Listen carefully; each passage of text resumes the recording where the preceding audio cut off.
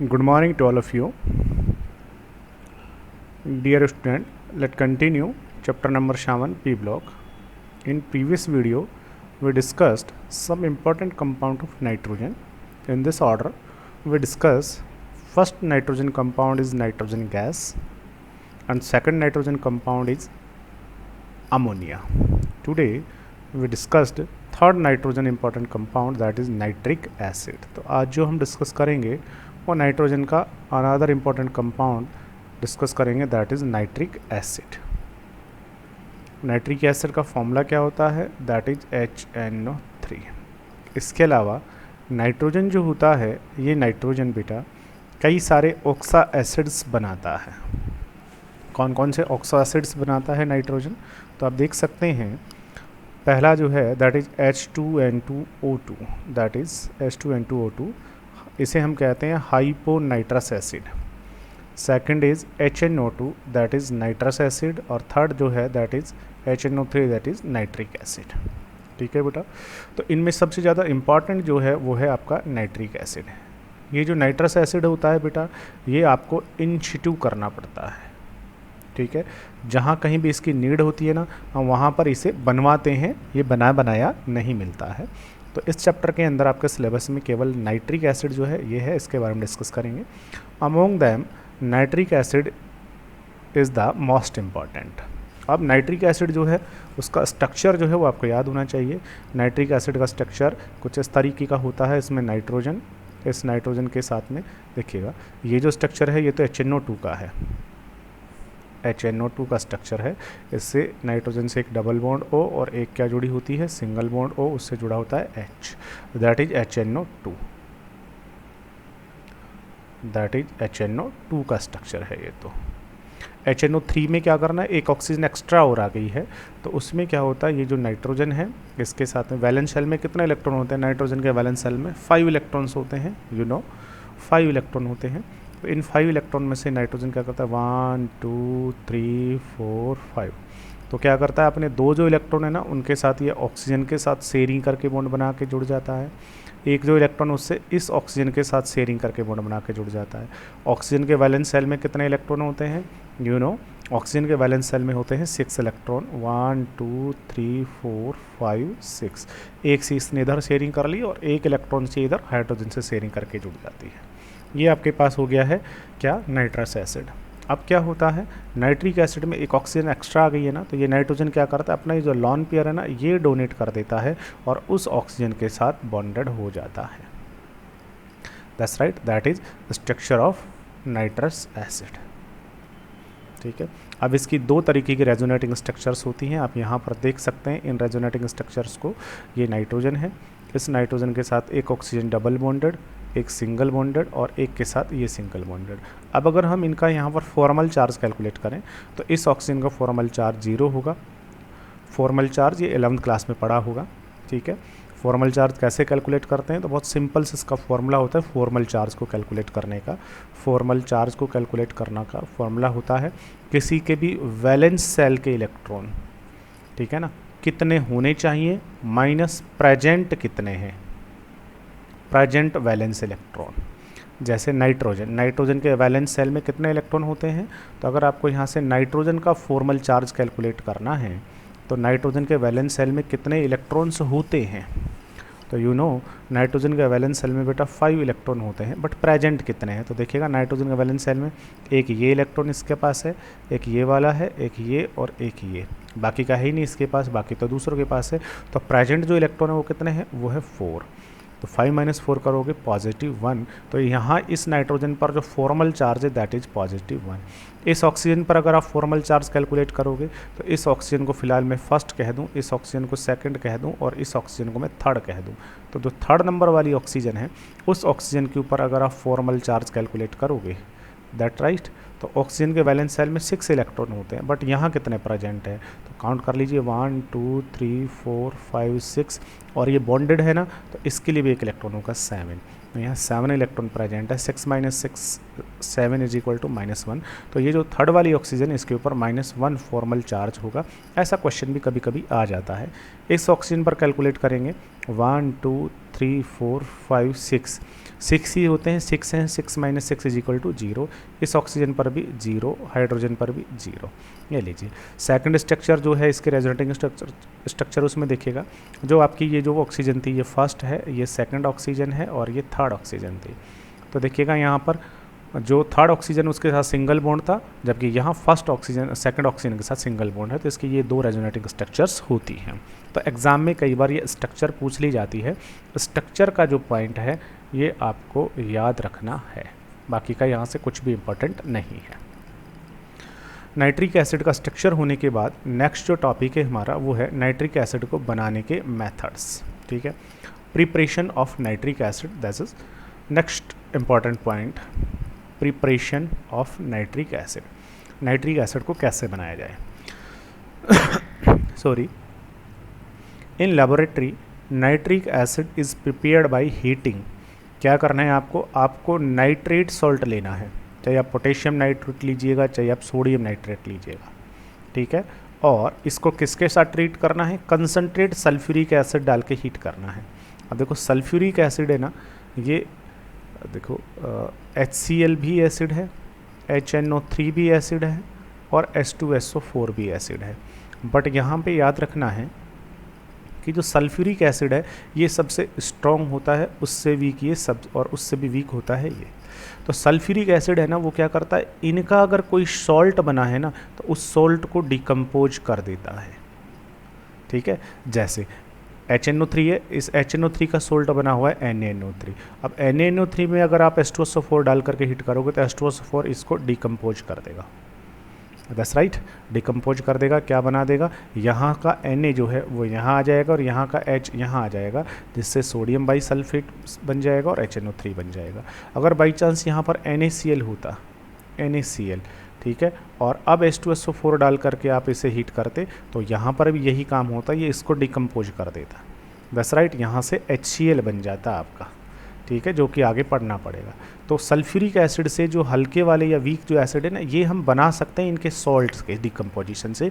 Sulphuric acid इनके salt को decompose करके उनका करस्पॉन्डिंग जो एसिड है ना वो बना देता है। दैट्स राइट, चलिएगा, तो ये रिएक्शन आपकी हो गई है। ये इंपॉर्टेंट रिएक्शन नहीं है, बट ये जो रिएक्शन है that is very very important reaction, याद रखना है। On large scale commercial method अगर हम बात करें या इंडस्ट्रियल मेथड अगर हम बात करें, प्रिपेयर्ड बाय मेनली किसके द्वारा, ओस्टवाल्ड जो प्रोसेस होता है उससे बनाते हैं इसको, ओस्टवाल्ड प्रोसेस से। दैट्स राइट, ओस्टवाल्ड प्रोसेस में क्या क्या होता है देखिएगा। ओस्टवाल्ड प्रोसेस के अंदर अमोनिया और ऑक्सीजन की रिएक्शन कराते हैं। तो ये कई स्टेप में रिएक्शन कंप्लीट होती है। कौन कौन से स्टेप में कंप्लीट होती है देखिएगा। सबसे पहला जो स्टेप है उसमें देखिएगा ओस्टवाल्ड प्रोसेस में क्या होता है, 3 स्टेप के अंदर ये कंप्लीट होता है ओस्टवाल्ड प्रोसेस। याद रखना है आपको, ये जो ओस्टवाल्ड प्रोसेस है बेटा ये 3 स्टेप में कंप्लीट होता है। ठीक है, 3 स्टेप में कंप्लीट होता है। और इस 3 स्टेप के अंदर बनता क्या है देखिएगा, होता ये है कि पहला जो स्टेप, उस पहले स्टेप में क्या होता है, अमोनिया होती है, अमोनिया। ठीक है, उस अमोनिया की रिएक्शन कराते हैं ऑक्सीजन के साथ, जो कि कहाँ से लाते हैं, हम एयर से लाते हैं। ठीक है, और कैटलिस्ट क्या काम में लेते हैं, रोडियम या फिर प्लैटिनम जो है उसको हम कैटलिस्ट की तरह काम में लेते हैं। 500 केल्विन टेम्परेचर और 9 बार हम प्रेशर अप्लाई करते हैं। तो क्या होता है, ऑक्सीजन जो है ना वो अमोनिया का ऑक्सीडेशन कर देती है। और ये जो स्टेप होता है इसे हम कहते हैं कैटालाइटिक ऑक्सीडेशन ऑफ अमोनिया। इस स्टेप का नाम होता है कैटालाइटिक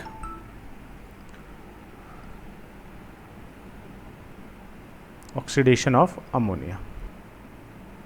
ये जो स्टेप है इसे हम कहते हैं catalytic oxidation of ammonia, that is catalytic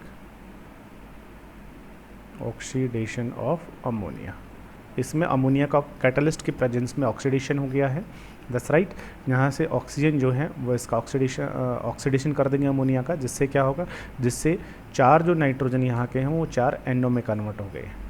और हाइड्रोजन कितने थे, 4 3 जा 12 हाइड्रोजन से यहाँ पर 6 क्या बन जाएंगे, वाटर बन जाएंगे। That is catalytic oxidation of ammonia. ठीक है, इसको आपको याद करना है। इसका एक ट्रिक भी होता है, वो बाद में बात करेंगे। उसके बाद फिर क्या होता है सेकंड स्टेप में। सेकंड स्टेप में क्या होता है बेटा, ये जो यहाँ NO बना, इस NO का अगेन ऑक्सीडेशन किया जाता है, ठीक है। और हाई टेम्परेचर पर ये रिएक्शन कंप्लीट होती है। ऑक्सीजन जब इस NO के साथ जुड़ेगा तो क्या बनेगा, NO2 बन जाएगा, NO2 बन जाएगा, ठीक है। ये जो बना दैट इज नाइट्रोजन डाइऑक्साइड। उसके बाद फिर थर्ड स्टेप स्टार्ट होता है, और थर्ड जो स्टेप है उस थर्ड स्टेप के अंदर क्या होता है देखिएगा, तीसरा जो स्टेप उसमें यहाँ से जो NO2 बना, ये NO2, इस NO2 को काम में लिया जाएगा। इसकी वाटर के साथ रिएक्शन कराते हैं तो इसका फिर से ऑक्सीडेशन हो जाता है, और ऑक्सीडेशन होकर के क्या बन जाते हैं, 2HNO3 बन जाते हैं, और यहाँ से NO रह जाएगा। जो NO यहाँ से बना है, इस NO को फिर से रीयूज कर लिया जाएगा इस प्रोसेस में। NO को वापस NO2 में कन्वर्ट करेंगे, NO2 को फिर से वाटर से ऑक्सीडाइज करके किस में कन्वर्ट कर लेंगे, HNO3 में कन्वर्ट कर लेंगे। इस रिएक्शन को आप समझ सकते हैं। यहाँ पर NO2 कितना लिया हुआ है, 1 2 और 3 NO2 है, और एक वाटर आपका काम आ जाएगा। दैट्स राइट, एक वाटर को कैसे लिख दूंगा, HOH, यह लीजिए। यहाँ से क्या होगा, यहाँ से देखो इनने मिल के क्या बना दिया, एक नाइट्रिक एसिड, एक ऑक्सीजन यहाँ से निकल करके यहाँ आ जाएगा, जिससे यहाँ से भी क्या बन जाएगा, एक और नाइट्रिक एसिड बन जाएगा। तो 2 नाइट्रिक एसिड बन गए, और यहाँ से क्या बच गया है, NO बच जाएगा, नाइट्रिक ऑक्साइड। और वो नाइट्रिक ऑक्साइड अगेन रिसाइकल्ड हो जाएगा और ये रीयूज हो जाएगा। That's right. चलिएगा, अब ये जो बात लिखी थी यही थी कि नाइट्रिक ऑक्साइड जो यहाँ पर बनेगा उसमें पहले स्टेप में क्या बनता है, NO बनेगा। NO को हम किस में ऑक्सीडाइज करते हैं, NO2 में, और फिर जो NO2 यहाँ से बनेगा उसको किस में डिजोल्व करते हैं, वाटर में डिजोल्व करते हैं, और वाटर में डिजोल्व करके यहाँ से नाइट्रिक एसिड बना लिया जाता है, ठीक है। तो इसको अगर मैं समराइज करूँ तो समराइज ऐसे कर सकता हूँ कि हमारे पास अमोनिया है, ऑक्सीजन है, दोनों की रिएक्शन से पहले क्या बनेगा, NO, फिर जो NO है उसकी अगेन रिएक्शन करानी है, उससे क्या बनेगा, NO2, और फिर ये जो NO2 बना है इसकी वाटर के साथ रिएक्शन करा के क्या बनाते हैं, नाइट्रिक एसिड बना लेते हैं। That is Ostwald process. इस ओस्टवाल्ड प्रोसेस से हम नाइट्रिक एसिड बनाते हैं। ये नाइट्रिक एसिड को बनाने का कमर्शियल या इंडस्ट्रियल मेथड होता है। That's right. चलिएगा, इसके बाद फिर आता है प्रॉपर्टीज़ ऑफ नाइट्रिक एसिड। जो नाइट्रिक एसिड है उस नाइट्रिक एसिड की प्रॉपर्टीज़ की बात हम करते हैं कि नाइट्रिक एसिड की क्या क्या प्रॉपर्टीज़ होती है।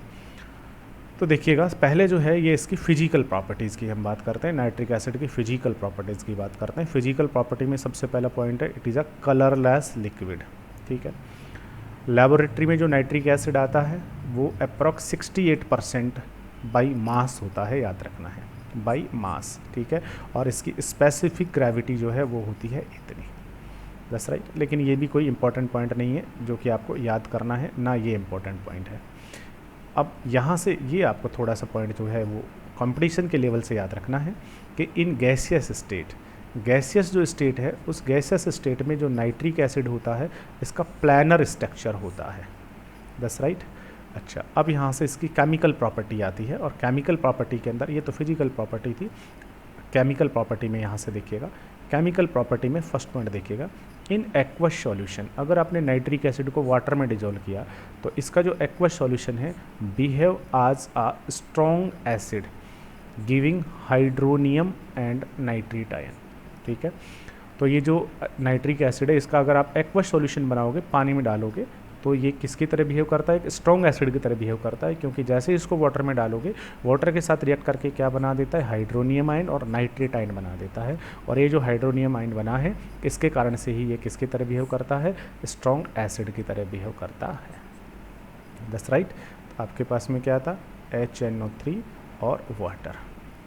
ऐसा 11th क्लास में कहीं पढ़ा होगा, वाटर जो होता है ये तो बेवकूफ़ होता है, इसको पता नहीं कि कौन क्या है, ठीक है ना, इसको तो दूसरे लोग आकर के बोलते हैं। तो जब आप HNO3 डालोगे तो HNO3 बोलेगा मैं एसिड हूँ, तो ये H पॉजिटिव आयन देगा, खुद नाइट्रेट बनेगा, फिर बोलेगा ठीक है मैं बेस हूँ, तो ये H पॉजिटिव को गेन करके क्या बना देता है, H3O पॉजिटिव आयन और नाइट्रेट आयन बन जाएगा। That's right. ये लीजिएगा। आगे नेक्स्ट जो पॉइंट है वो देखिएगा क्या है, कंसनट्रेटेड नाइट्रिक एसिड। जो कंसनट्रेटेड नाइट्रिक एसिड होता है वो बहुत स्ट्रॉन्ग ऑक्सीडाइजिंग एजेंट होता है, ठीक है।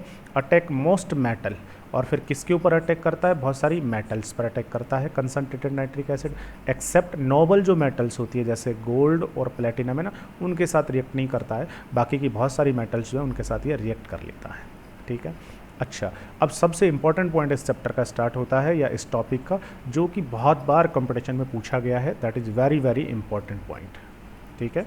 क्या है, the product of oxidation depend upon the concentration of acid, कि ऑक्सीडेशन होने के बाद, किसका ऑक्सीडेशन होने के बाद, जो मेटल आपने ली है ना, उस मेटल का ऑक्सीडेशन जब कराओगे किसके साथ, HNO3 के साथ कराओगे, तो प्रोडक्ट यहाँ पर क्या बन रहा है, ये जो प्रोडक्ट है ना, ये प्रोडक्ट जो बना, इस प्रोडक्ट का जो नेचर होता है, वो नेचर या प्रोडक्ट जो बना वो किस पर डिपेंड करता है, वो डिपेंड करता है कंसंट्रेशन ऑफ एसिड पर। जो एसिड आपने लिया है ना, उसके कंसंट्रेशन पर डिपेंड करेगा कि आपने जो एसिड लिया है वो डाइल्यूट लिया है या फिर आपने वो एसिड कंसंट्रेट लिया है, कैसा एसिड आपने लिया है उसके नेचर पर डिपेंड करता है, ठीक है। Temperature and the nature of material undergo oxidation, concentration पर डिपेंड तो करेगा ही करेगा, साथ में टेम्परेचर पर भी करेगा और नेचर ऑफ मटेरियल पर, इसका मतलब मेटल जो है ना इसके नेचर पर भी डिपेंड करता है, बट ज़्यादा जो डिपेंड करेगा वो किस पर करेगा, इस HNO3 के नेचर पर डिपेंड करेगा कि ये कंसंट्रेट है या फिर ये डाइल्यूट है, दैट्स राइट। चलिएगा, अब यहाँ से बात स्टार्ट होती है, और वो क्या स्टार्ट होता है वो सुनिएगा, कि जो HNO3 है नाइट्रिक एसिड, ये ऑक्सीडाइजिंग एजेंट होता है, और ये क्या करता है, मेटल्स जो है ना उनको भी ऑक्सीडाइज कर देता है, और बहुत सारी नॉन मेटल्स जो होती हैं उनको भी ऑक्सीडाइज कर देता है, ठीक है। बहुत सारी मेटल को भी ऑक्सीडाइज कर देता है और नॉन मेटल्स को भी ऑक्सीडाइज कर देता है। अब पहले जो हम डिस्कस करेंगे वो डिस्कस करेंगे ऑक्सीडेशन ऑफ मेटल। पहले क्या डिस्कस करेंगे, ऑक्सीडेशन ऑफ मेटल्स। मेटल्स का जो ऑक्सीडेशन है ना वो डिस्कस करते हैं पहले बेटा। तो HNO3 जो है वो मेटल का ऑक्सीडेशन कर देता है, और आपके सिलेबस में दो जो मेटल्स हैं, कौन कौन सी मेटल्स है, एक कॉपर और एक जिंक, इन दोनों का ऑक्सीडेशन आपके सिलेबस में है, ठीक है। और ये दोनों ही ऑक्सीडेशन ऑफ मेटल, कॉपर और जिंक, दोनों का ऑक्सीडेशन आपके सिलेबस में है, और दोनों रिएक्शन अब तक सबसे ज़्यादा बार पूछी गई है एग्ज़ाम में, ठीक है। तो ये रटनी नहीं पड़ेगी, इसको आपको समझना है, ठीक है ना। समझेंगे तो आपको ये दोनों के दोनों जो रिएक्शंस हैं ये क्या हो जाएंगे, आपको दोनों याद हो जाएंगे, ठीक है। चलिएगा, अभी हम देखते हैं रिएक्शन विद मेटल्स, ठीक है। ले लीजिए, पहले हम मेटल्स की बात कर लेते हैं। अब इसके अंदर आपको क्या याद रखना है वो सुनिएगा। देखो बेटा, एक बहुत कॉमन सी बात याद रखिए, देखो मेटल के साथ हम पहले रिएक्शन पढ़ रहे हैं, रिएक्शन या oxidation of metals, oxidation of metals, metals का ऑक्सीडेशन, ठीक है बेटा। देखो, कोई भी अगर आपने मेटल ली, मेटल की रिएक्शन करा रहे हो आप HNO3 से, अब चाहे ये जो HNO3 है ना, चाहे ये डाइल्यूट आपने लेना है, ठीक है, या फिर आप कौन सा ले लीजिएगा, कंसंट्रेट ले लीजिएगा, दोनों की मैं कॉमन बात बता रहा हूँ। पहली चीज़ तो ये है कि ये मेटल इस HNO3 से रिएक्शन करके एक तो मेटल अपना नाइट्रेट तो बनाएगी ही बनाएगी, मेटल अपना नाइट्रेट बनाएगी, ठीक है। दूसरी चीज़, यहाँ वाटर अपने आप बनेगा ही बनेगा, ठीक है। और तीसरी चीज़, यहाँ से कोई ना कोई गैस रिलीज होगी, बस आपको ये जो गैस यहाँ से रिलीज होने वाली है ना, ये गैस याद रखनी है, ठीक है। यहाँ से ये गैस आपको याद रखनी है, ठीक है ना। ये गैस जो है ना ये याद रखनी है, इस गैस के बेसिस पर ही बहुत बार क्वेश्चन पूछे जाते हैं। अब देखिएगा, ये मेटल की रिएक्शन HNO3 से करानी है, चाहे डाइल्यूट से कराओ चाहे कंसनट्रेट से कराओ, ठीक है। अब सुनना है आपको, मेटल जो है ना, इस मेटल, अब ये जो मेटल है ये भी दो टाइप की, मेटल भी दो टाइप की, कौन कौन से दो टाइप की है, एक है ज़्यादा रिएक्टिव, मोर रिएक्टिव, और एक है लेस रिएक्टिव। एक जो मेटल है ये है मोर रिएक्टिव। तो देखो, अगर आपके पास यहाँ से मोर रिएक्टिव मेटल हो, समझना, मोर रिएक्टिव मेटल, ज़्यादा रिएक्टिव मेटल, जैसे आपके पास कौन हो, जिंक, याद रखना है। इसके साथ जब आप HNO3 की रिएक्शन कराओगे, या फिर आपके पास हो लेस रिएक्टिव मेटल, अब इलेक्ट्रोकेमिस्ट्री में हमने पढ़ लिया है लेस रिएक्टिव मेटल कौन सी होती है, जैसे कॉपर। इसकी रिएक्शन जब आप HNO3 से कराओगे, दस राइट। और HNO3 भी कौन सा लेना है आपने कंसनट्रेट अगर लिया है, याद रखना कंसनट्रेट लिया है तो हमेशा NO2 गैस रिलीज होगी। कौन सी गैस रिलीज होगी? NO2। ठीक है। अब देखिएगा, अगर आपके पास में ज़्यादा रिएक्टिव मेटल है जैसे जिंक, बट रिएक्शन किसके साथ करा रहे हो? HNO3 से। और HNO3 जो आपने यहाँ से लिया, अगर ये HNO3 आपने लिया है डाइल्यूट, कौन सा लिया है? डाइल्यूट अगर लिया है, ठीक है ना, तो जिंक की रिएक्शन मतलब मोर रिएक्टिव जो मेटल है ना, रिएक्टिव मेटल की रिएक्शन जब आप डाइल्यूट HNO3 के साथ कराओगे तो जो गैस रिलीज होगी वो होगी N2O। और लेस रिएक्टिव मेटल जैसे कॉपर, अगर कॉपर की रिएक्शन आप HNO3 से कराओगे, ठीक है ना, और डाइल्यूट वाले की देखो, कंसनट्रेट वाले में तो एक ही गैस रिलीज होनी है दोनों से, कौन सी? NO2 ही होनी है, लेकिन डाइल्यूट वाले में अलग अलग होगी। मोर रिएक्टिव से कराओगे तो N2O रिलीज होगी, और लेस रिएक्टिव जैसे कॉपर के साथ कराओगे तो जो गैस रिलीज होती है वो कौन सी होती है? वो होती है NO, याद लीजिए NO। ठीक है, तो ये इसका बेसिक कॉन्सेप्ट है जो आपको याद रखना पड़ेगा। मोर रिएक्टिव, लेस रिएक्टिव, कोई सी मेटल हो, जिंक कॉपर कोई सा ही मेटल हो, कंसनट्रेट से कराओगे तो NO2 गैस रिलीज होगी। ठीक है, लेकिन जिंक की डाइल्यूट से कराओगे तो N2O, और कॉपर की डाइल्यूट से कराओगे तो NO रिलीज होगी, याद रखना है। ठीक है, अब देखिएगा एक चीज़ और याद रखनी है आपको, क्या याद रखना है वो सुनिएगा, वो याद रखना है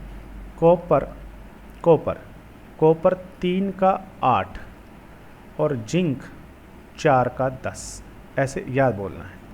जैसे पुरानी जो मूवी आती है ना, पुरानी मूवी, उन मूवीज़ के अंदर वो सिनेमा जहाँ पे होता था पिक्चर हॉल, वहाँ पे क्या करते थे, वहाँ पे मूवी थिएटर है ना, वहाँ पे बाहर वो ब्लैकिंग करते थे, 5 का 10 5 का 10, मतलब 5 टिकट 10 रुपये की, ऐसे करके, ऐसे याद रखना है। कॉपर जो है वो 3 का 8, 3 का 8, जिंक 4 का 10, ये याद रखना है बस केवल। अब आपकी ये दोनों रिएक्शन सारी की सारी हो जाएंगी, और इन चारों में से याद रखना है कोई ना कोई रिएक्शन तो एग्ज़ाम में हर साल पूछी ही जाएगी, याद रखेंगे, दैट इज़ वेरी इंपॉर्टेंट। चारों से कोई ना कोई रिएक्शन तो एग्ज़ाम में आता ही आता है, याद रखना है आपको। ठीक है, तो देखिएगा, पहले आपने कॉपर लिया, कॉपर रिएक्शन किसके साथ करा रहे हैं? डाइल्यूट HNO3 के साथ, डाइल्यूट के साथ। ठीक है, तो मैंने कहा कॉपर 3 का 8, याद रखना है, तो 3 जो है उसके साथ में 8। मैंने कहा कि मेटल कोई सी भी हो, HNO3 से रिएक्शन कराओगे तो मेटल नाइट्रेट तो बनेगा ही, तो जब कॉपर की रिएक्शन HNO3 से कराओगे तो कॉपर नाइट्रेट तो बनेगा ही। कॉपर नाइट्रेट क्या बनेगा? कॉपर कौन सा आयन बनाता है? Cu+2, नाइट्रेट क्या होता है? NO3-1। दोनों को अगर आप कंबाइंड करोगे तो कौन सा सॉल्ट बनने वाला है? सॉल्ट बनेगा, जो 1 है वो कहाँ आ जाएगा? यहाँ, 2 आ जाएगा यहाँ, तो क्या बनेगा? Cu तो 1 रह जाएगा, और ये जो NO3 है इसका हो जाएगा होल 2, ये बनेगा कॉपर का नाइट्रेट। तो कॉपर की जब HNO3 से रिएक्शन कराओगे, मेटल कोई भी हो, HNO3 कोई भी हो, मेटल नाइट्रेट तो बनना ही है। तो कॉपर की रिएक्शन जब HNO3 से होगी तो कॉपर नाइट्रेट तो बनेगा ही, दैट्स राइट। 3Cu है तो 3 कॉपर नाइट्रेट बन जाएगा। ठीक है, अब देखिए कॉपर जब डाइल्यूट से रिएक्शन करेगा तो कौन सी गैस रिलीज होगी? NO गैस यहाँ से रिलीज होगी। कितने NO बच गए यहाँ से देखिएगा, HNO3 कितने थे? HNO3 8 HNO3 में से कितने NO3 आ चुके हैं यहाँ पर देखिए 3 2 जा 6, ठीक है ना, कितने आ चुके हैं? 2 3 जा 6 NO3 यहाँ पर आ गए, तो कितने N बच गए यहाँ से? 2, तो 2 NO गैस रिलीज हो जाएगी, बाकी का वाटर बाहर चला जाएगा। वाटर कहाँ से निकलेगा? यहाँ से देखो कितने H हैं? 8 H से कितने वाटर बनेंगे? 4 वाटर बाहर जाएंगे, रिएक्शन हो गई है बैलेंस। अब अगर आपने कॉपर लिया, कंसनट्रेट के साथ रिएक्शन करा रहे हैं, तो देखो चाहे किसी से भी कराओ, कॉपर नाइट्रेट तो बनाएगा। अब कॉपर यहाँ पर कितना है? 1, तो 1 कॉपर का नाइट्रेट बन जाएगा, और कंसनट्रेट के साथ कौन सी गैस रिलीज होगी? NO2 गैस रिलीज होगी। अब यहाँ से देखिएगा नाइट्रेट कितने थे? N देखो यहाँ से N कितने हैं? N है 4 में से 2 यहाँ पर आ गए, तो कितने बच गए? 2, तो 2 NO2 यहाँ से रिलीज होगी, दैट्स राइट। और बाकी का वाटर कितना बनेगा? तो कितने H है यहाँ से? 4 H से कितना वाटर बनता है? 2 वाटर बन जाएंगे। इस तरीके से आपको रिएक्शन याद रखनी है। जिंक के साथ रिएक्शन करा रहे हो तो कॉपर 3 का 8, जिंक है 4 का 10, 4 का 10, ठीक है। तो जिंक 4 HNO3 10। अब देखिएगा जिंक अपना नाइट्रेट तो बनाएगा, जिंक ने अपना नाइट्रेट बनाया, कितने जिंक के 4, तो 4 नाइट्रेट बन गए, 4 जिंक नाइट्रेट। अब यहाँ से N थे कितने, N 10 थे, 10 में से यहाँ कितने यूज हो गए, 4 2 जा 8 यूज हो गए, 2 बच गए, तो 2 आपका यहाँ से नाइट्रोजन बचा है। अब देखो जिंक जब डाइल्यूट से रिएक्शन करेगा, जिंक जब डाइल्यूट से रिएक्शन करेगा तो N2O गैस रिलीज होगी, N2O गैस रिलीज होगी, याद रखना है, ठीक है। और कितने नाइट्रोजन थे यहाँ, 2 नाइट्रोजन यहाँ पर आ गए, इसका मतलब ये A के मॉलिक्यूल बनेगा, बाकी का वाटर, वाटर कितना, तो कितने एच है यहाँ से 10, 10 से कितने वाटर बनेंगे, 5 वाटर बन जाएंगे। तो अगर आपने ये 4 10 याद रखा हुआ है ना तो ये सब कुछ क्लियर हो जाएगा, अपने आप निकल के आ जाएगा, ठीक है। और जिंक जब किसके साथ रिएक्शन करेगा, कंसनट्रेट, तो कंसनट्रेट में तो वही 1,4 ही रिएक्ट करेगा, कंसनट्रेट में तो दोनों इक्वली रिएक्ट करेंगे, ठीक है। जिंक ने अपना नाइट्रेट बनाया, कौन सी गैस रिलीज होने वाली है, NO2, ठीक है, और वाटर बन जाएगा। इस तरीके से दोनों रिएक्शन हो गई है, कॉपर के साथ भी जिंक के साथ भी। कॉन्सेप्ट याद रखना है कि मेटल HNO3 से रिएक्ट करके मेटल नाइट्रेट बनेगा, वाटर बनेगा, गैस रिलीज होगी कोई ना कोई, ठीक है। कंसनट्रेट के साथ कौन सी गैस रिलीज होगी, NO2, ठीक है। इसमें एक के साथ 4 रिएक्ट करेगा, कंसनट्रेट में देखो, कंसनट्रेट में एक कॉपर के साथ 4 HNO3, एक जिंक के साथ 4 HNO3, बाकी डाइल्यूट में अलग अलग गैस रिलीज होगी जो कि आपको याद रखनी है, ठीक है। कॉपर 3 का 8, जिंक 4 का 10, copper 3 HNO3 8, zinc 4 HNO3 10, copper 3 का 8, जिंक 4 का 10, ऐसे करके आपको याद रखना है। ये हो गया है oxidation of metals. Oxidation of metals के बाद में फिर देखिएगा बेटा, ये जो आपका जो HNO3 होता है, ये मेटल के अलावा नॉन जो मेटल्स होती है ना उनको भी ऑक्सीडाइज कर देता है, नॉन मेटल्स का भी ऑक्सीडेशन कर देता है। तो अभी हम पढ़ते हैं oxidation of non metals. Second, oxidation of non metals, oxidation of non metals, ठीक है। किस किस का ऑक्सीडेशन कर देता है नॉन मेटल्स में, फॉर एग्जांपल जैसे बेटा ये कार्बन जो नॉन मेटल है ना, उस कार्बन का ऑक्सीडेशन कर देता है। और ये जो रिएक्शन है ये बुक में बहुत डिफ़िकल्ट है, लेकिन इसका एक बहुत छोटा सा और बहुत अच्छा सा ट्रिक है, इसको थोड़ा सा भी अगर तुमने अच्छे से सुना तो ये आपको समझ में आ जाएगा। कार्बन का ऑक्सीडेशन कर देता है, फास्फोरस का ऑक्सीडेशन कर देता है, ठीक है, सल्फर का ऑक्सीडेशन कर देता है, ठीक है, आयोडीन का ऑक्सीडेशन कर देता है। तो ये नॉन मेटल्स हैं, ये इन नॉन मेटल का क्या कर देता है, ऑक्सीडेशन कर देता है, दैट्स राइट, इनका ऑक्सीडेशन कर देता है। अब इनके ऑक्सीडेशन से देखिए बनाता क्या क्या है, तो सुनो, कार्बन जो होता है, कार्बन जो आपके पास में है,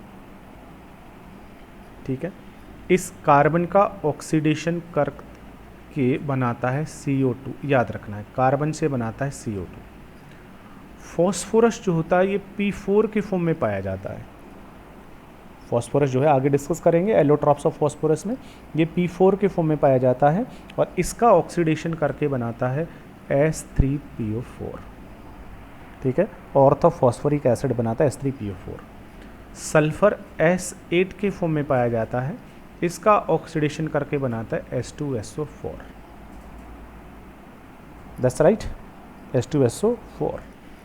आयोडीन जो होता है ये I2 के फॉर्म में पाया जाता है, इसका ऑक्सीडेशन करके बनाता है HiO3, आयोडिक एसिड बना देता है HiO3, ठीक है ना। बस इतना याद रखना है कि कौन किस फॉर्म में, कार्बन तो कार्बन के फॉर्म में, फॉस्फोरस P4 के फॉर्म में, सल्फर एसिड के फॉर्म में, I2 के फॉर्म में, और कार्बन का ऑक्सीडेशन करके CO2, फॉस्फोरस से S3PO4, सल्फर से सल्फ्यूरिक एसिड, आयोडीन से आयोडिक एसिड बना देता है। ये लीजिए हो गई सारी रिएक्शन, नॉन मेटल का ऑक्सीडेशन, ठीक है। अब देखो इन रिएक्शन को हम लिखेंगे कैसे, दैट वेरी सिंपल। कार्बन आपके पास में है, कार्बन की रिएक्शन किसके साथ करानी है, कंसनट्रेट सल्फ्यूरिक एसिड से, कंसनट्रेट डाइल्यूट नहीं करेगा इनका, कंसनट्रेट, तो कंसनट्रेट आपको नाइट्रिक एसिड लेना है, सॉरी सल्फ्यूरिक नहीं, कंसनट्रेट नाइट्रिक एसिड आपने लेना है, ले लीजिए, रिएक्शन करेगा, ठीक है, वेरी सिंपल। जब कार्बन के ऊपर ये नाइट्रिक एसिड डालोगे तो इसका ऑक्सीडेशन करेगा, और कार्बन से क्या बनाएगा, CO2 बनाएगा, CO2 बनेगा। दूसरी चीज़, CO2 बनने के बाद में यहाँ से वाटर रिलीज होगा, और वाटर रिलीज होने के बाद में दूसरा एक गैस यहाँ से रिलीज होगी, वो होगी हमेशा NO2। NO2 गैस रिलीज होगी, ये लीजिए।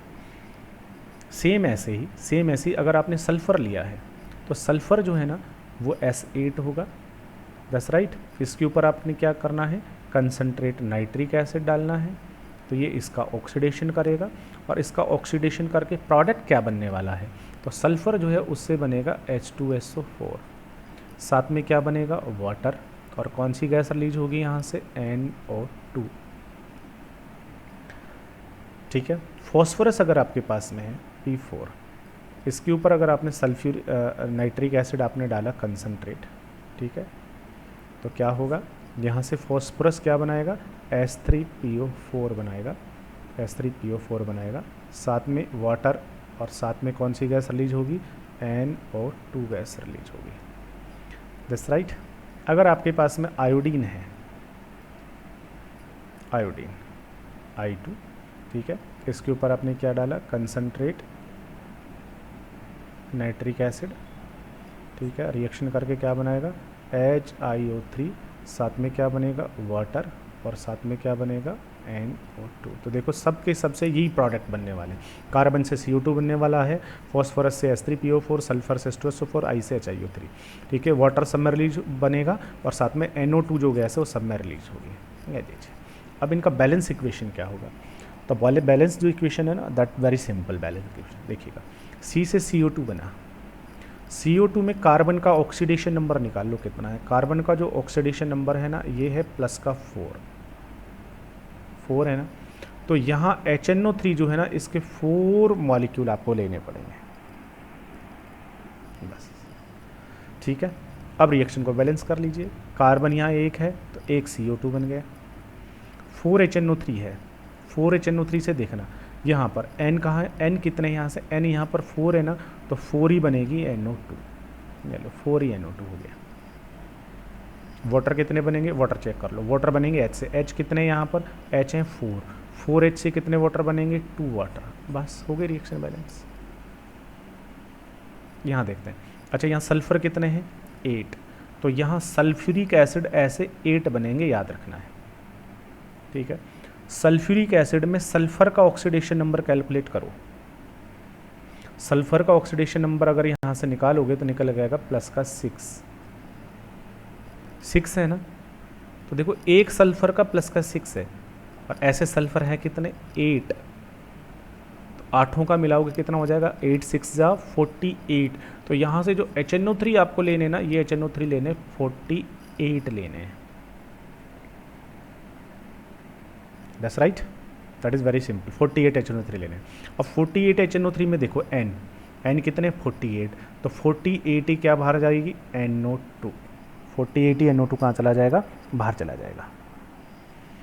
अब बचा कौन है, वाटर के लिए H चेक करो, H कितने यहाँ से, H यहाँ से, यहाँ तो है ही नहीं, यहाँ पे कितने H है, 48 में से कितने H यहाँ काम आ गए, 8 2 जा 16, तो 48 में से 16 H यूज्ड हो गए, तो कितने H बच गए अब यहाँ से, अब H यहाँ से बच गए हैं कितने, 32 H बच गए, दैट्स राइट। और 32 H से कितने वाटर बनेंगे, वाटर बनेंगे 16 वाटर, ये लो।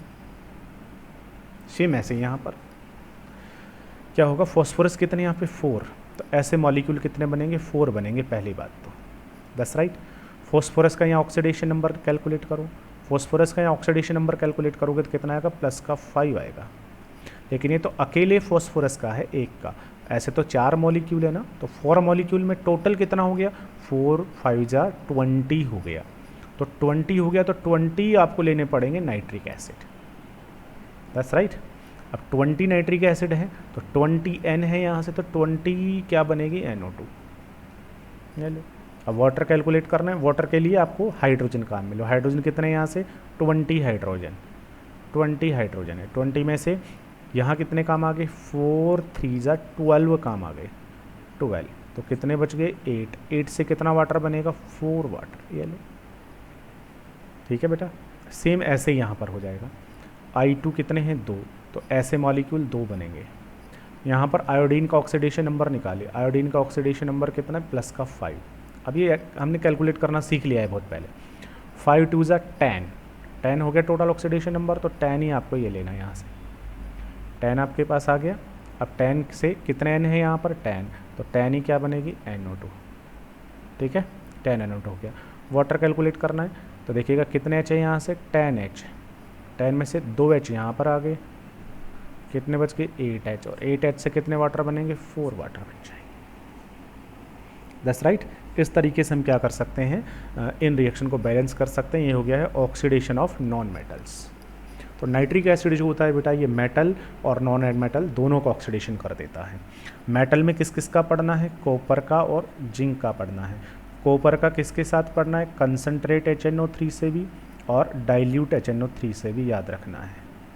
ठीक है, और जिंक का कंसनट्रेट HNO3 से भी और डाइल्यूट HNO3 से भी। ठीक है, इनमें कौन कौन सी गैस रिलीज होगी याद होना चाहिए। कंसनट्रेट में तो कौन सी रिलीज होती है, वही NO2। यहाँ भी सब में NO2 ही रिलीज हुई है। कंसनट्रेट में कौन सी रिलीज होगी NO2। ठीक है, डाइल्यूट और कॉपर में कौन सी रिलीज होती है NO। ठीक है, जबकि जिंक के साथ कौन सी रिलीज होती है, जिंक के साथ रिलीज होती है N2। That's right. इस तरीके से आपको ये रिएक्शन याद रखनी है, और ये सारी की सारी रिएक्शन बहुत इंपॉर्टेंट है और ये सारी की सारी एग्ज़ाम में पूछी जाती हैं।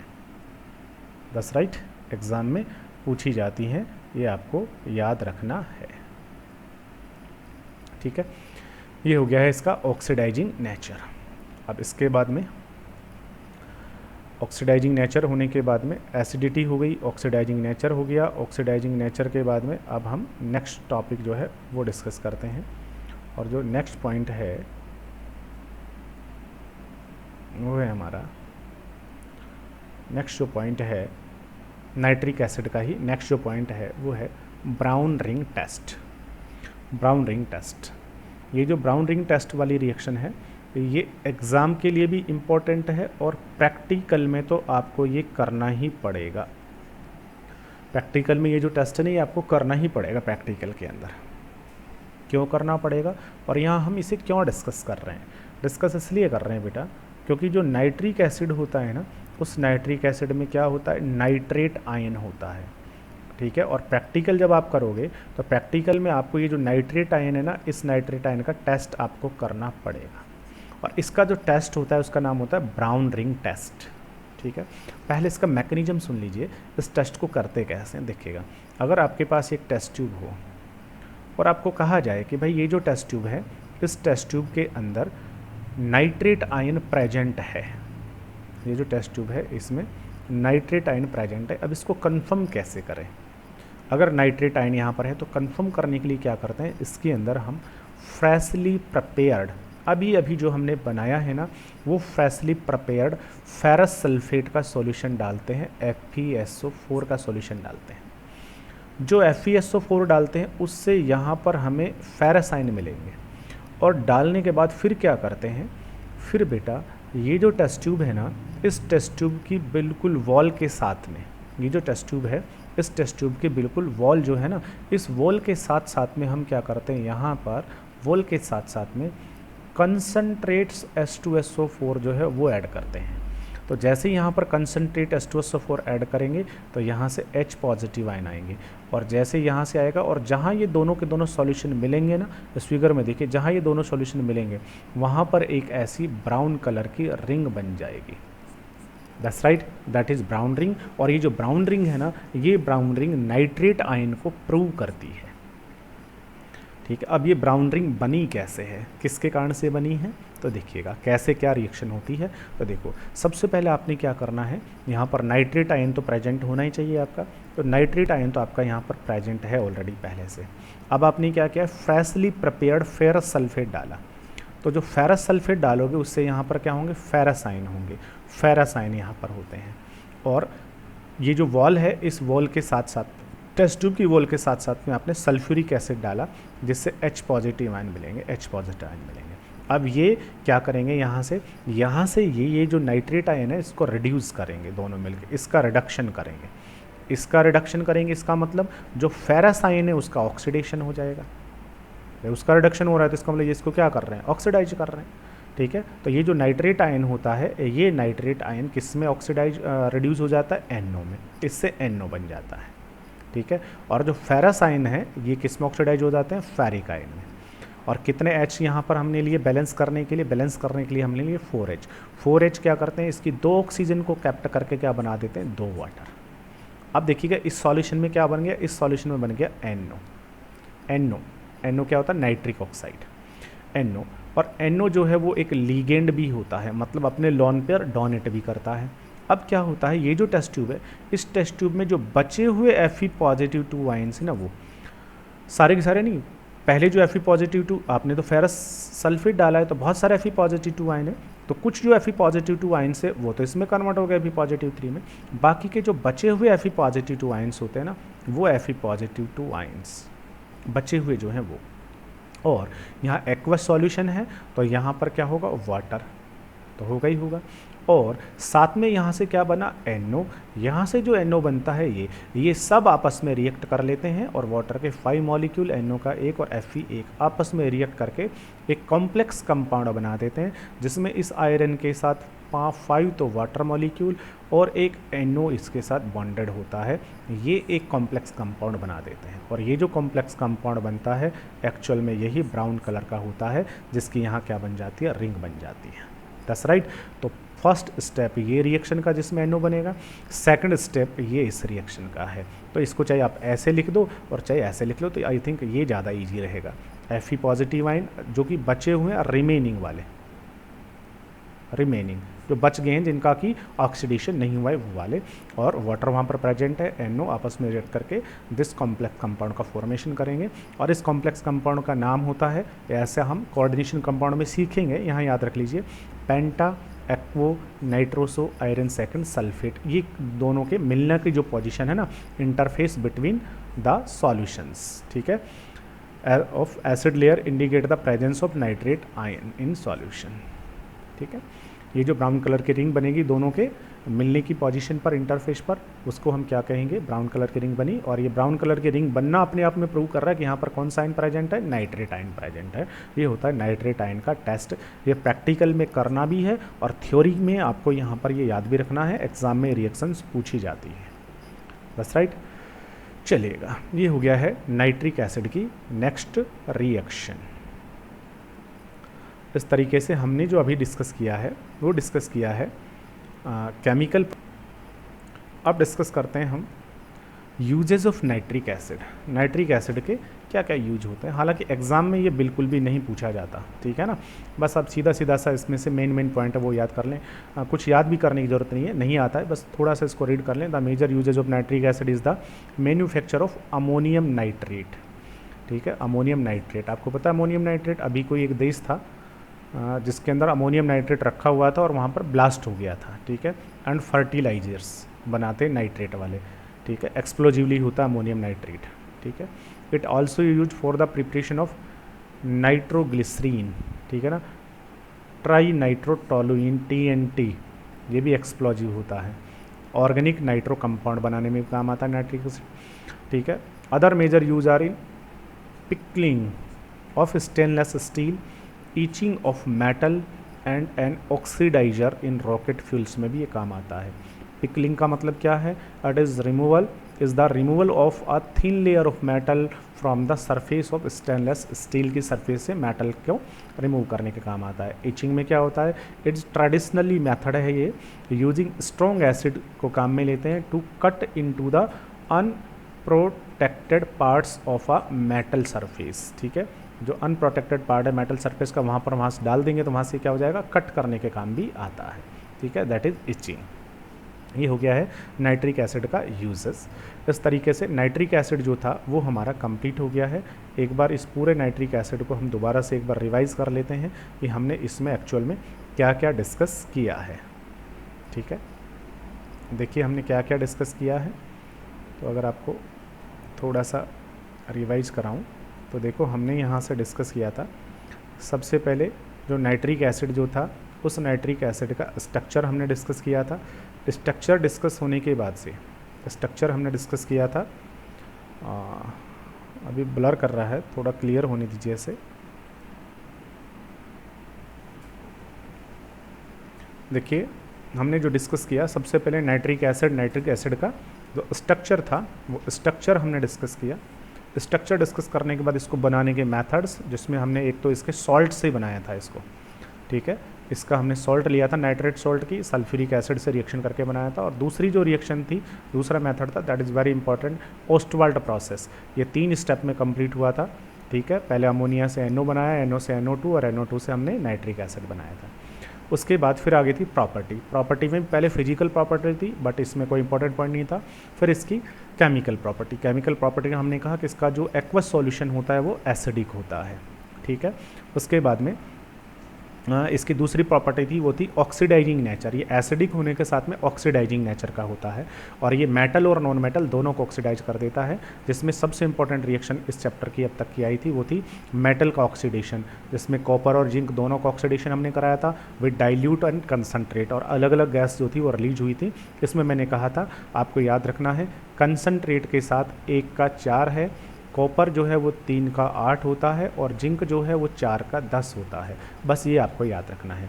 कंसनट्रेट के साथ हमेशा NO2 गैस रिलीज होती है, जबकि डाइल्यूट के साथ N2O और NO गैस रिलीज होती है। बैलेंसिंग फिर हम कर लेंगे, ठीक है। ऑक्सीडाइजिंग नेचर मेटल का होने के बाद में फिर नॉन मेटल का भी हमने डिस्कस किया था। उसमें मैंने कहा कौन कौन सी नॉन मेटल थी, कार्बन था, आयोडीन था, सल्फर था और फॉस्फोरस था। इनका ऑक्सीडेशन CO2 में, इसका HiO3 में, इसका H2SO4 में, फॉस्फोरस का H3PO4 में। इनका ऑक्सीडेशन नंबर निकाल के उससे मल्टीप्लाई करके और फिर आप कैलकुलेट कर सकते थे कि क्या क्या प्रोडक्ट यहाँ से बनने वाला है और बैलेंस इक्वेशन क्या यहाँ पर होगी, ठीक है। इसके बाद में केमिकल रिएक्शंस होने के बाद में फिर हमने इसके क्या पढ़े थे, फिर हमने पढ़े थे इसके ब्राउन रिंग टेस्ट पढ़ा हमने, ठीक है। नाइट्रेट का ब्राउन रिंग टेस्ट पढ़ा था। ब्राउन रिंग टेस्ट के अंदर आपको क्या करना था, टेस्ट ट्यूब लेनी थी, उसमें नाइट्रेट आयन तो ऑलरेडी पहले से प्रेजेंट होना ही चाहिए, नाइट्रेट आयन तो, और उसके बाद ऊपर से आपको क्या डालना है, फ्रेशली प्रिपेयर्ड फेरस सल्फेट, और टेस्ट ट्यूब की वॉल के साथ साथ में कंसनट्रेट सल्फ्यूरिक एसिड डालोगे, तो दोनों का वो जो इंटरफेस होगा, मिलने का जो पोजीशन है, वहाँ पर ब्राउन कलर की रिंग बनेगी, ठीक है ना। उसके रिएक्शन मैंने कहा कि इसमें 2 स्टेप होंगे, पहले में NO बनेगा, फिर सेकंड में जो NO है वो आयरन या फेरस आयनों के साथ रिएक्ट करके कॉम्प्लेक्स कंपाउंड का फॉर्मेशन करेगा। फिर यूजेज आ गए थे, लेकिन यूजेज में भी कोई ज़्यादा इंपॉर्टेंट पॉइंट कुछ भी नहीं था। इस तरीके से अब तक हमारा जो नाइट्रिक एसिड है वो कंप्लीट हुआ। उसके बाद नाइट्रोजन के कुछ अनादर जो इम्पोर्टेंट कंपाउंड है वो हम डिस्कस करेंगे। वो जो कंपाउंड है वो है नाइट्रोजन के ऑक्साइड्स। नेक्स्ट जो टॉपिक है वो है oxides of nitrogen. Oxides of nitrogen, nitrogen के ऑक्साइड, ठीक है। ये हमने पहले भी डिस्कस कर लिया है कि नाइट्रोजन ऑक्सीजन के साथ रिएक्ट करके बहुत टाइप का ऑक्साइड बनाता है। कौन कौन से ऑक्साइड्स बनाता है, देखिए बेटा, N2O बनाता है, NO बनाता है, N2O3 बनाता है, NO2, या फिर इसका जब डाइमर बनेगा तो N2O4 और N2O5। ये 5 टाइप के नाइट्रोजन अपने ऑक्साइड का फॉर्मेशन करता है। That's right. अब इसमें से बहुत कुछ चीज़ें रिड्यूस हो गई है, तो इसमें से कुछ जो मेन पॉइंट्स है वही आपको याद रखने हैं।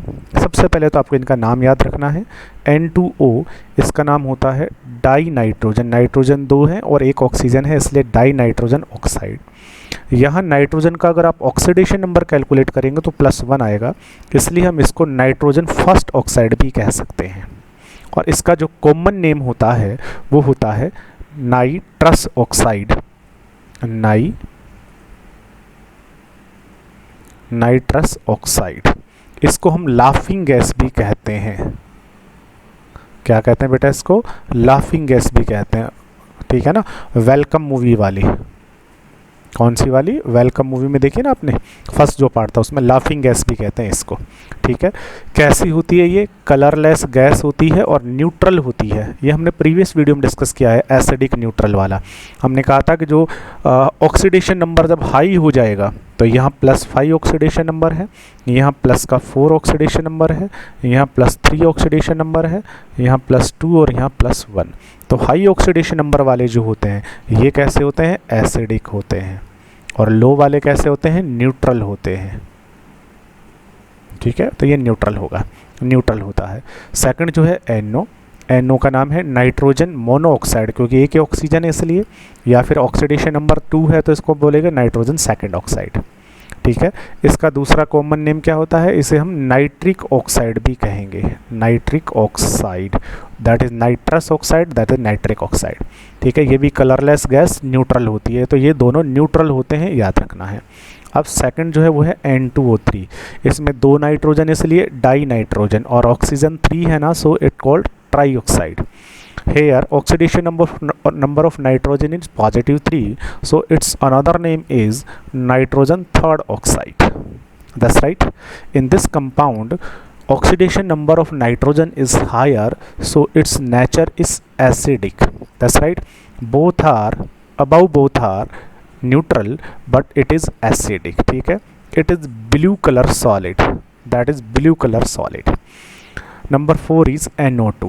NO2's name is nitrogen dioxide. Nitrogen dioxide. But here oxidation number of nitrogen is 4. So its another name is nitrogen fourth oxide. That's right. Nitrogen fourth oxide. Here ये जो नाइट्रोजन डाइऑक्साइड है, it form there dimer, जब इसको cool किया जाता है तो ये अपना डाइमर बना लेता है N2O4. That's right. It's name is die nitrogen tetroxide. Die nitrogen tetroxide. That's right. It's another name is nitrogen fourth oxide, तो होगा ही होगा. ठीक है. NO2 जो है that is brown colour gas. Very very important point. It is it's physical state is brown colour gas and also it is acidic. N2O4, it is colorless solid. When NO2 brown color gas is cooled, then it form their dimer N2O4 and become colorless. That's right. NO2 जो है ये brown colour की gas होती है, जब इसको cool किया जाता है तो ये अपना डाइमर बना लेती है और इसका जो डाइमर है दैट इज कलरलेस सॉलिड बन जाता है. It is also acidic in nature. And last is N2O5, dinitrogen pentaoxide or nitrogen fifth oxide. That's right. It is colorless solid, also acidic. ये आपको इनके बारे में याद रखना है. अब इनकी जो रिएक्शंस है ना, इनको कहीं याद करने की ज़रूरत इस बार आपको नहीं है, सब कुछ रिड्यूस हो गया है. इसके बाद में फिर नेक्स्ट जो टॉपिक है वो है कि ये जो नाइट्रोजन के ऑक्साइड्स आपने पढ़े हैं, इन नाइट्रोजन ऑक्साइड का स्ट्रक्चर, इनका स्ट्रक्चर आपको आना चाहिए. That's right. तो जैसे आपके पास में ये N2O है, इसका स्ट्रक्चर क्या होता है, NO का स्ट्रक्चर, N2O3 का स्ट्रक्चर, NO2 का स्ट्रक्चर, इसी का डाइमर जब बन जाएगा N2O4 का स्ट्रक्चर और N2O5 का स्ट्रक्चर. That's right. ये आपका स्ट्रक्चर बनाना आना चाहिए. तो यहाँ से देखिए N2O का स्ट्रक्चर क्या होता है, तो N2O में क्या होता है, 2 नाइट्रोजन आपस में कंबाइंड होते हैं और उसके साथ ऑक्सीजन जुड़ी होती है. अब अगर आप यहाँ इलेक्ट्रॉन को डिस्ट्रीब्यूट करोगे तो ये हमने कहीं पढ़ा हुआ है 11th क्लास के अंदर, वो जो ऑक्टेट रूल और जो था उसके अकॉर्डिंग, लेविस स्ट्रक्चर जब हमने बनाई थी वहाँ पर, उसके अकॉर्डिंग तो N2O के अंदर आप काउंट कर लेंगे वैलेंस इलेक्ट्रॉन कितने हैं. तो 2 नाइट्रोजन है, 1 ऑक्सीजन. नाइट्रोजन में वैलेंस इलेक्ट्रॉन 5, इसमें भी 5 और इसमें कितने होते हैं 6. टोटल वैलेंस इलेक्ट्रॉन कितने हो गए 5 5 6 10 और 6 16 हो गए. अब 16 इलेक्ट्रॉन को डिस्ट्रीब्यूट करना है in a manner that each atom have complete octet. ठीक है ना. तो यहाँ से देखिएगा 16 इलेक्ट्रॉन को डिस्ट्रीब्यूट करोगे तो 1 2 2 इलेक्ट्रॉन इस बॉन्ड में यूज हो गए, 2 इलेक्ट्रॉन इस बॉन्ड में यूज हो गए, 4 5 6 7 8 इलेक्ट्रॉन यूज हो गए. बाकी का भी 8 बचे हैं. 9 10 11 12 13 14 15 16. अब देखिएगा ये जो नाइट्रोजन है इसका ऑक्टेट भी कंप्लीट है, इसका ऑक्टेट भी कंप्लीट है और इस नाइट्रोजन का ऑक्टेट भी कंप्लीट है, सबका ऑक्टेट पूरा है. ठीक है ना. तो ये इसका स्ट्रक्चर हो जाएगा. इसके अलावा इसके एक रेजोनेटिंग स्ट्रक्चर ये भी होती है. इसके अंदर भी आप देखिए इलेक्ट्रॉन का डिस्ट्रीब्यूशन आपको समझना है. बस केवल आपके पास वैलेंस इलेक्ट्रॉन कितने हैं 16 है. और ये नाइट्रोजन, ये नाइट्रोजन, ये ऑक्सीजन. आपने क्या किया, यहाँ से इनके बीच में ट्रिपल बॉन्ड बनाया. ट्रिपल बॉन्ड का मतलब आपने कितने इलेक्ट्रॉन्स यहाँ पर यूज कर लिए हैं, तो आपने 1 2 3 4 5 6 इलेक्ट्रॉन तो यहाँ काम में आ गए. ठीक है. एक बॉन्ड यहाँ बना दिया तो 7 8 इलेक्ट्रॉन आपके यूज हो गए. अब आपके पास 8 बचे हैं, 8 को डिस्ट्रीब्यूट करोगे तो 9 10 2 इसको दे दिए. उसके बाद में 11 12 13 14 15 16 ये लीजिए. अब देखो हर किसी का जो ऑक्टेट है ना वो ऑक्टेट कंप्लीट है. चेक कर लीजिए. इस नाइट्रोजन का ऑक्टेट काउंट कीजिए कंप्लीट है, 1 2 3 4 5 6 7 8, ठीक है। इस ऑक्सीजन का ऑक्टेट काउंट कीजिए, इसका भी ऑक्टेट पूरा है। इस नाइट्रोजन का ऑक्टेट काउंट कीजिए, इसका भी ऑक्टेट जो है वो पूरा है। तो ऐसे करके आप इसका स्ट्रक्चर ड्रा कर सकते हैं। NO का स्ट्रक्चर क्या होता है? NO का स्ट्रक्चर यही रहेगा। अब NO में nitrogen have 5 valence electron and oxygen have 6 valence electron. Here total valence electron is 11, ठीक है। और 11 जो है ये ओड नंबर में इलेक्ट्रॉन आ गए हैं, और ओड नंबर में जब इलेक्ट्रॉन आ जाते हैं ना बेटा, तो वो ऑक्टेट रूल को फॉलो नहीं करते। तो ये ऑक्टेट रूल को फॉलो नहीं करेगा, ठीक है ना। बस आपने यहाँ तो क्या करना है, सीधा या तो इनके बीच में डबल बॉन्ड होगा या फिर इनका ट्रिपल बॉन्ड बना करके ज्वाइंट कर सकते हैं। That's right. यहाँ पर आपने कौन सा बॉन्ड बनाया हुआ है? डबल बॉन्ड बनाया हुआ है। तो डबल बॉन्ड बना दिया आपने, तो कितने इलेक्ट्रॉन यूज हो गए?